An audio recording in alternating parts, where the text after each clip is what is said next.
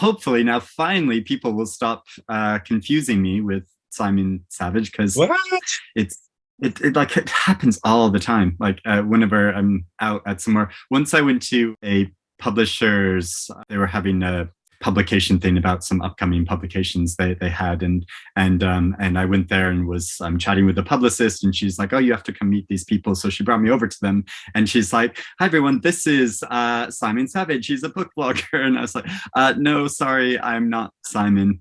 And then just very, very recently at the Booker Prize readings, and I don't think I talked about this when I went to the Booker Prize readings, the shortlisted readings, which are being chaired by this journalist. And so when it came time for questions from the audience, like I asked the first question, being such a geek and a SWAT, and it was like a question directed sort of at all the authors. And when it got to Shehan Karunatalaka, the first thing he said was first, I have to say I'm a big fan of your channel, your YouTube channel, and which was incredibly flattering for me. But then that was almost dampened down by the fact that then the journalist who was chairing the event said, "Oh, is that Simon Savage?" and it was funny because I think some people in the audience recognized me, and so there was like a big laugh amongst the audience, like in response to that, and I had to like shout out like, no, sorry, I'm the other bearded book blogger. So it would have been worse if I can't pronounce his name, but if that Sri Lankan Booker Prize winning author had thought you were Simon Savage, that would have been worse. That would have been much more dispiriting, but he did know who I was, and so I was able to take that credit. And your enthusiasm for that novel, I'm going to be buddy reading it, I think maybe as early as January. Yeah. Fantastic. Great. Yay. All right. Shall we? Yeah, let's start.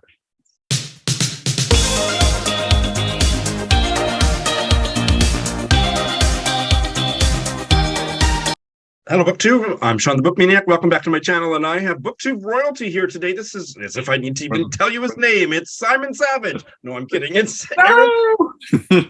I just had to use that. No, it's fine. We were just talking about the number of times that people mixed Eric and Simon up. Eric, welcome to my little corner of BookTube. Hello. Thank you so much for having me. Yay, this is so exciting. And it's really wonderful to talk to you finally in person, or well, not Absolutely. In person, but Zoom face to Zoom face. Eric and I have we were laughing just a minute ago. We have tried to have some buddy reads in the past for many years, but Eric claims that I bailed on each and every one of them. Is that true? I'm trying to think. There was one that I finished, but I didn't like, and that was the one that was about the suffragette, the suffragette novel. I did finish that. Yeah, was that Sylvia Townsend Warner? No, but that was one. And I did finish. Oh, I think I finished that one too. Okay, well, maybe I. But no, I think we've done more than we remember. But anyway, I have bailed on a whole pile of them. So, and in fact, we were supposed to be talking today about a novel that I bailed on. Well, but me as well, and I was quite glad that you did decide to stop reading it, because I really wasn't enjoying it. It gives me great pleasure to be an enabler of other people's DNFs as well. We are here to talk about a book either one of us bailed on that I'm really chomping at the bit to discuss with you. It is a novel from China, Cocoon and we both have it there, yeah. Cocoon by, let me get the pronunciation thing right in my face here, Zhang Yueran, and translated from the Chinese by Jeremy Tiang. Published originally in China in 2016, and this English translation is 2022. And we both read it, and we're going to tell you all about it, and whether talk about whether we liked it or not. Eric and I haven't really discussed our reaction beyond a sentence or two, so I'm very, very curious. And I'll just try to give the opening premise of the novel. The present day narrative is set fairly close to the present, and a young Chinese woman, I believe she's 30 or around in her 30s, comes back to her hometown, which is Jinan in China, after maybe 18 years away. And she comes to take care of her grandfather on his deathbed. Her grandfather was a famous doctor in the town, and she has been estranged from him and the rest of her family for almost 20 years. She comes back, and he is almost comatose, so she doesn't have a whole lot of interaction with him, but she looks up or somehow reconnects with her old childhood friend, whose name is Gong, a man. And the structure of the novel from that point onwards is the stories that they share with each other, sitting up all night and revealing secrets to each other, and examining and laying bare and raising as many questions as they answer about the ways that their families have been interlinked through 3 generations, very much affected by the Cultural Revolution in China. Mm-hmm. How did I do, Eric? Yeah, that sounds about right. Yeah. So my first question for Eric is, and a brief answer, and then we'll get into the weeds, but did you like it, and why, or why not? I was initially quite disappointed that the story didn't turn out to be about a group of older people who find a rejuvenated joy in life after swimming around with some alien pods. Okay. That's just my little joke about the classic 80s film Cocoon. Okay. I assume we're talking about the new movie Avatar. That's how stupid I am about movies. I love the 80s movie Cocoon. Yeah, it's about a group of older people in a retirement home, and they start, there are these alien pods that they swim around with, and it gives them this rejuvenated energy, and it stars Wilford Brimley and Jessica Tandy, the wonderful Jessica Tandy. But anyway, that's entirely by the by. It has absolutely nothing to do. That may explain where Gong's grandpa went.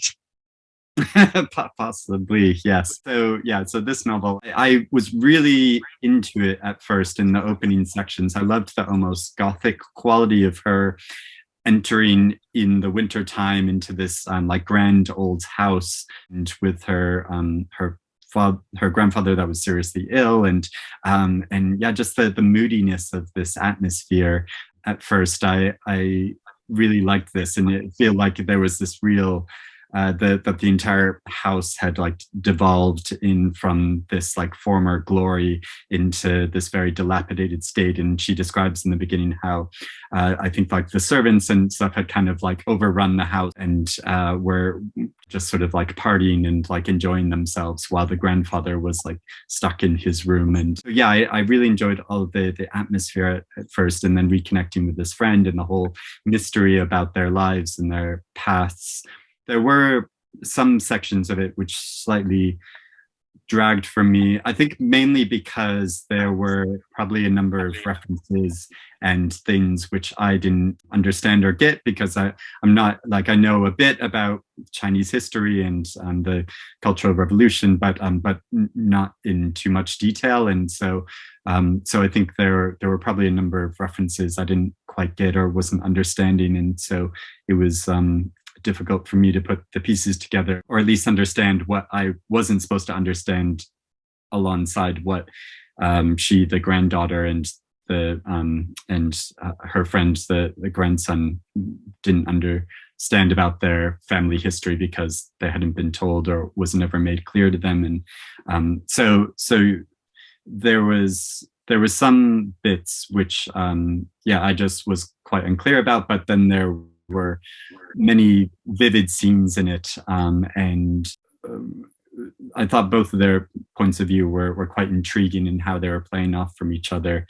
So I really enjoyed that aspect of the novel, and overall I ended up thinking it was really interesting. I didn't wholly love it probably, but there were lots of memorable characters in it that stood out for me, like especially like Gon's grandmother, who there's this like whole story about how she in her like early years was very rebellious, and like she was throwing grenades, and then like turned to this very bitter older woman because of the situation she found herself caught in. So yeah, I found her a very intriguing character, as well as several other characters. And so that's what really drew me into the story, as well as these quite kind of melancholy characters in a bit, in that they feel like their lives have never really took off, that they've always been kind of hampered by this idea of or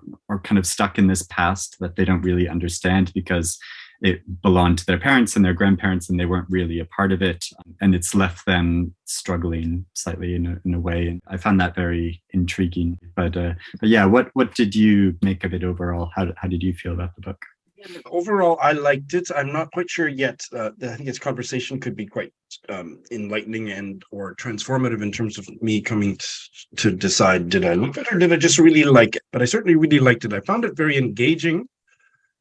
I have read a certain, a fair. I've read quite a few Chinese novels, and the one that I guess I thought about the most as I was reading this is one that you and I share a love for, and that is Madeleine Thien's "Do Not Say We Have Nothing." And I thought Yes. about Oh, it a yes. lot as I was reading this. And in fact, she has reviewed this book for, I think, the Times Literary Supplement. Oh, I But didn't know that. I'll have to look that I could up. only read the first couple paragraphs before I got, I was locked out of the paywall. But I'll try to read the full review at some point. But she Mm. certainly loved this novel. Mm. Wrote a praiseworthy, appraising review.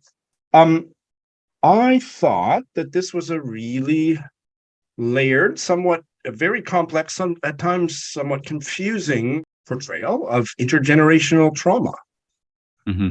And that seems to be showing up in a lot of my reading, literary, literature, fiction or nonfiction, because I've been reading a lot of Indigenous Canadian literature, and that's huge dynamic, huge topic in that literature. And it seemed to be very much one of the themes here.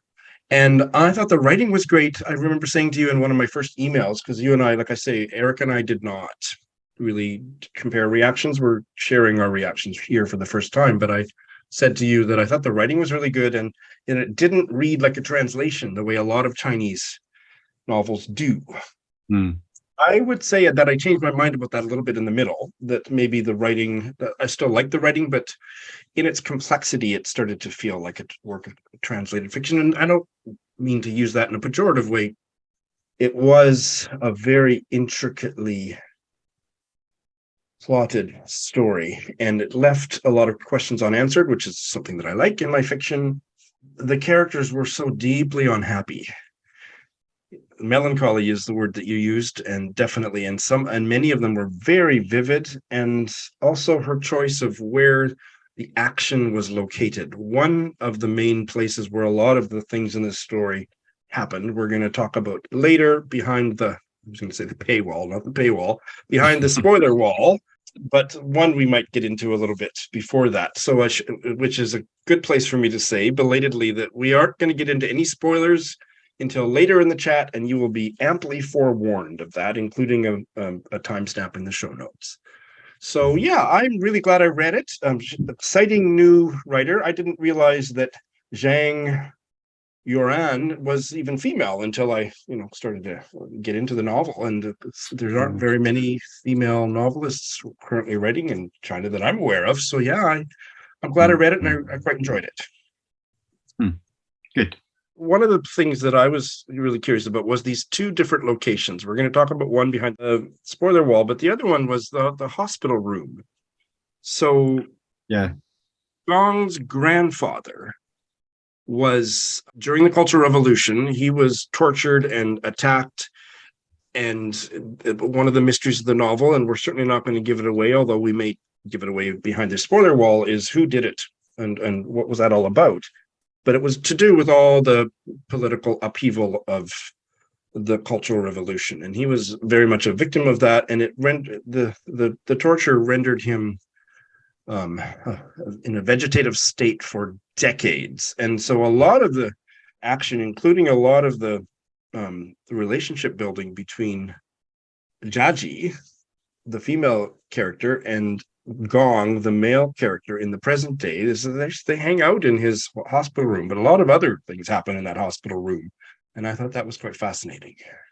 Yeah, all of the scenes that were set there, I found it really poignant in the way Gong was trying to connect with this grandfather who literally would never respond, because as his grandmother described very vividly, like part of his brain was removed, and so he was in absolute coma.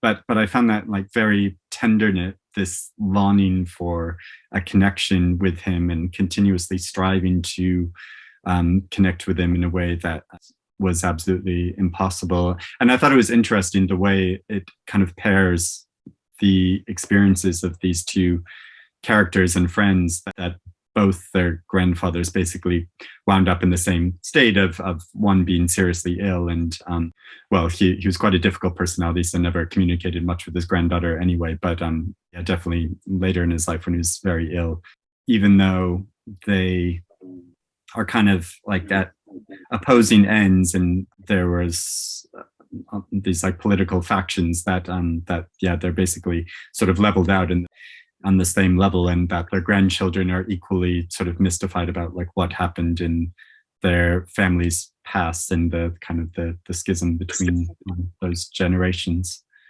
Absolutely. And the childhood part for Jiaji and for Gong was, I think, 1993. So a big chunk of the story is 1993. And then the grandparents, Cultural Revolution, that was from what, mid-60s to mid-70s, something along those lines. So it goes back that far. In fact, in some of the grandparent stories, it goes way back. And they meet, I guess, more or less close to the present as adults in their 30s. So their grandparents were adults during all that horrific period of Chinese history, the Cultural Revolution, when people were being denounced and tortured and all kinds of terrible stuff happened.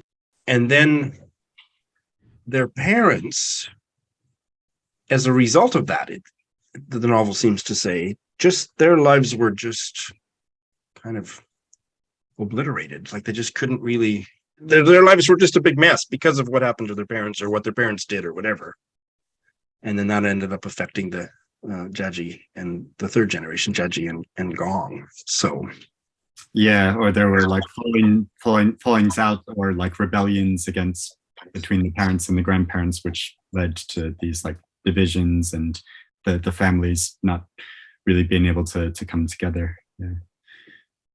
I saw I think it was just a short video maybe on YouTube where Zhang Yueran said that she wrote this novel as a way of exploring why she was unable to love. And certainly the characters in this novel struggled with that, especially who I imagine to be somewhat of an autobiographical character, Jiaji. Yeah, that makes a lot of sense, because I hadn't looked up any interviews or the author talking about this book, but there were some quotes I copied down from the book which really stuck out to me, just because it was like such big statements, and there was one quote where she says, "Most of the love in this world is a failure. All of us throwing basketballs and missing the hoop," and I thought, wow, yeah, that's quite a statement to make. And then at another point, she says, "It's not like happiness is real," and so you have the sense of these characters who really aren't able to love or experience happiness in any sustained way. And I copied that same quote down to the hoop one. Yeah, that's powerful. Could almost be like the kind of the summary of the theme of the novel. And related to that, in a way, I think this is Gong's reflection. Blood ties are a form of violence, the way they yoke together people who feel nothing for each other. Yeah, Merry Christmas to you too. It's not the cheeriest, most festive book. Right. But yeah, I mean, I guess because it's like a point of view that I struggle to understand a bit, even though, I mean, I can have like melancholy moments, but I tend to be, or try to strive to be, like a bit more positive in my sort of belief in love and belief in kind of family connections, despite all strife and like arguments and misunderstandings and fallouts that occur in families, that I think it can still be supportive networks for us. But I think for some individuals who grow up in a society and country that has almost like hanging over it this like specter of the past and really deep set trauma from very recent generations, then I can this novel sort of helped me understand how that is really something that that can't be overcome in this very tragic way. It reminded me a bit of this other novel I've read, which I don't know if you've read, a Chilean novel called The Remainder by Alia Yes, Tribucu I Duran. have. Yes, yes, yes, yes. And in the I same hadn't way thought of that that. Yeah, that's a great comparison. where if you like have a society where there's been like large scale killing and political strife, which occurred in the most recent generations, that this has just, and then you have this new generation which is born into it, that because they didn't live through it, they really struggle to understand even like what happened, especially because so much of it is silent, so much is not talked about and just like taken as a given, that it can be so, I think, like baffling for this whole new generation and create this really hamper the development of a lot of individuals in this new generation, and coupled with all the trauma that the previous generations that who might have survived are still trying to process. And yeah, I really felt the weight of it in this story, which is really valuable, I think, for me as a reader who didn't grow up in China, who only has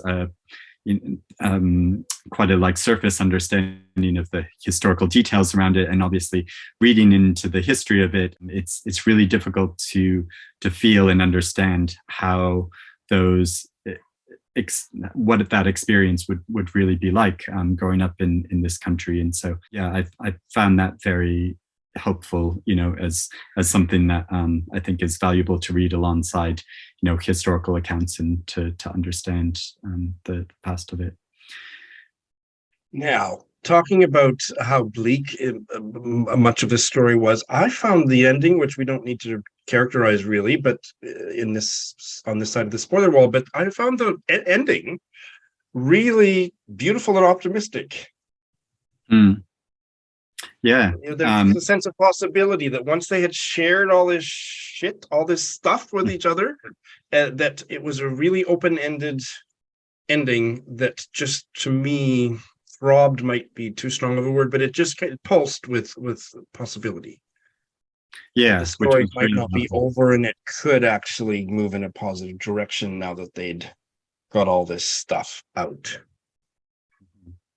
Yeah, and it felt to really justify the structure of the novel, because I did question at some points when it was going back and forth between their perspectives if this was too limiting or too like, there was a lot of going in circles, which is the way that like memory works sometimes, and especially when trying to understand the past, but which at points frustrated me as a reader when I was just wondering like oh, I'd love to just like know in a linear way like what happened in this story. And there were some points in the story when I was getting a bit frustrated with it for that reason, but because of the ending in the way that came together with their perspectives, and being able to share their experiences like that in a way that felt really surprising for the characters as well, in like an authentic way of coming to this, since it wasn't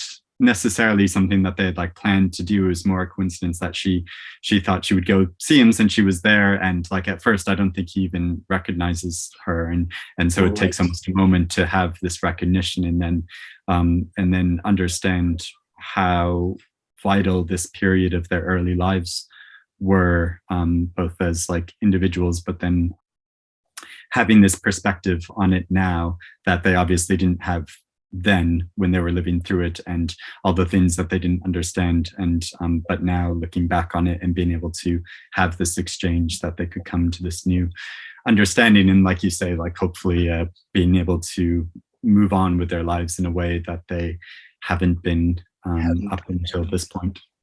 you talked about feeling frustrated with it, and I don't know if I would say frustrated for myself. I would say that I felt a bit lost at times because there was a lot of things about the two storylines that were quite similar. There was the grandparents and the parents, and I mean, their stories were different, but I had to really pay attention, and I sometimes had to check now, whose chapter is this? Because which grandfather are we talking about now? Mm. That's, I think, by design, and that reflects the reality of what the situation was. But yeah, I had to really pay attention, and sometimes had to go back and double check who what's going on here. Who is this? Yeah, I definitely had some of that confusion as well, because I think early on, I think you're given a lot of detail about the grandparents' lives, and because like it's still towards the beginning of the book and not entirely as fresh, so or clear an understanding of who they were, there's distinctions between them that probably, yeah, if I went back and reread some of the early chapters now, would help organize that in my mind more. I really related to or identified. I loved Jaji. I thought she was a great character, and I could understand why she did the kind of crazy things she did. And I'm not going to, share autobiographical anecdotes to back up my claim, but one of the things that I was most fascinated about with her was she, in her quest for her father's love, and then especially after he died, which I don't think is a spoiler because people die in novels, she kept searching for his friends and associates, and then getting into love affairs with them. And I just love that part of the story. That struck me as being so true somehow. Yeah, that it seemed to really psychologically make sense for her, and especially in this early point in her life when her parents had separated and she was with her mother, and her mother was getting married again and being really unhappy about her situation, and being told she had to go to a new school, and so just flat out rebelling against that, and so really striving for this connection with him, which he was going through a lot of things of his own and had a lot of his own issues, so I felt like couldn't entirely deal with her or give her the kind of emotional attention that she needed, and so that it seemed to really make sense psychologically that she would search for this relationship that she was never able to fully achieve or have. So yeah, I found that really sympathetic, and also really fascinating and creepy and eerie how she found herself when she kind of runs away at one point to go try to stay with her father, and finds herself in this apartment with her father's lover and her mother. It was her mother, right? Not her grandmother. Though she was called Granny Quinn, who had kind of lost her mind, kind of lost her marbles. And yeah, it was so creepy and eerie how she was just sort of caught in this apartment with this granny who was quite eccentric and a bit scary, and would do things like insisting upon brushing Jachi's hair, and so yeah, violently almost, yeah. Yeah, that image of like her being forced to have her hair brushed by this slightly scary woman, such a vivid image, and all of that interaction in the apartment, and her struggling to understand. I mean, she didn't really like this woman that her father was having an affair with, but I felt like because of this sustained time she has with her, you get this sympathy and understanding of this woman who is also in a very difficult position. And I thought she was a really fascinating character, but I didn't feel like I ever entirely grasped who she was or her motivations or understanding of her character. So that was something I wish I got a bit more of in the novel, but that also might have been my general confusion as a reader of not entirely getting how she fit in entirely in the story. So I don't know if did you feel like you understood her character, or I think Wayne Luhan was her name. What that was about for me, how I kind of reacted was that because very soon once we meet her, then we get her family tree all mixed up with the story that we're just trying to grasp between these other two families, and there's a third family, and that just makes the plot all that much more complex. And I was able to follow it, but I did question whether was it too much. Like, Mm. either do say more about her, because there was a lot of mystery about her, because we Hmm. get another very different perspective on her from Gone, Right. which again, like, how do we put all this together? And I think one of the things that maybe the novel is doing or saying is that for every question that gets answered, there's three more that get asked. So, but Yeah. it did feel like, wow, there's a lot going on here. Did we need all of this complexity? Maybe we did. I certainly appreciated it all by the end. It did feel to me like I started to think of the story of this novel as being like a puzzle where every time you found a piece that like fit together, then that piece would almost instantly disappear. And so then you were just continuously trying to put this thing together, but which kept like disintegrating in, or at least my feeling of completely understanding the story, which I guess reflects the experiences of the characters, and which also there's like a lot of questions left up to sort of up in the air of whether this is just some of the characters like subjective memories or understandings of these experiences, or are these things that actually happened. Like in a way, I really liked the ambiguity of that, but then I guess it comes to be this frustration for me as a reader of of just being one like what happened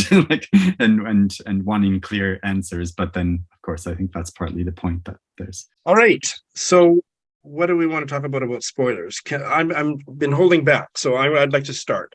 The one part of this novel that just I almost hated was that Dead Man's Tower. So there's a tower, and we're putting it behind the spoiler wall, even though to describe it in a general way is not really spoilery, but it's on the university grounds, and it used to be a water tower, but in more recent years, it's used to store body parts. And the descriptions of that were very detailed. And I just wasn't sure that any of that was necessary for the story. I mean, I don't mind being horrified by certain details in my fiction, but I just wasn't sure what was the point of all of that. I guess it was a metaphor for, I mean, these were the bodies of executed criminals and they were being used for medical research, but they were stored. It didn't make sense to me. Why were they stored up in this tower? Was there refrigeration, or were they decomposing up there? I couldn't get my head around that. And why was I made to read all this stuff? Eric, please explain it to me. well, I mean, I'm not sure I entirely understand either, but it became for the children, the two main characters, and some other children, almost like a clubhouse for them, or some place that It they would hang really out did. and spend a lot of time in. For me, that I understood that as being like they're sort of inhabiting, living and playing in this area, which was a location of deep violence and really horrific violence. And also, I was never entirely sure if we were supposed to believe these descriptions of the body parts, if they were actually physically there, or if they were a manifestation of these children's kind of violent imaginations, Oh, that oh, they, which I don't know if that ambiguity is right, or if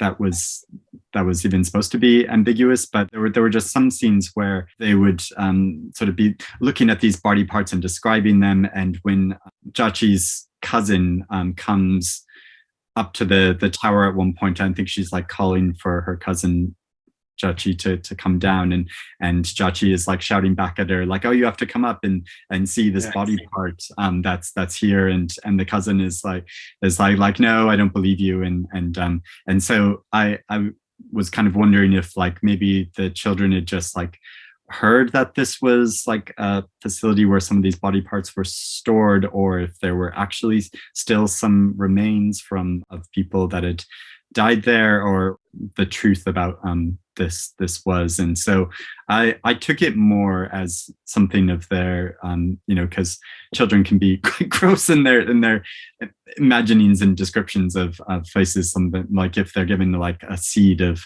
oh, this really horrible thing happened here, and so they start like imagining all these like all the violence of like body parts and things still being there. And so I took it to be more that than like literally there's this location where there are still all these body parts like strewn around. Well, that's very interesting. I think it makes me feel a little bit better about it.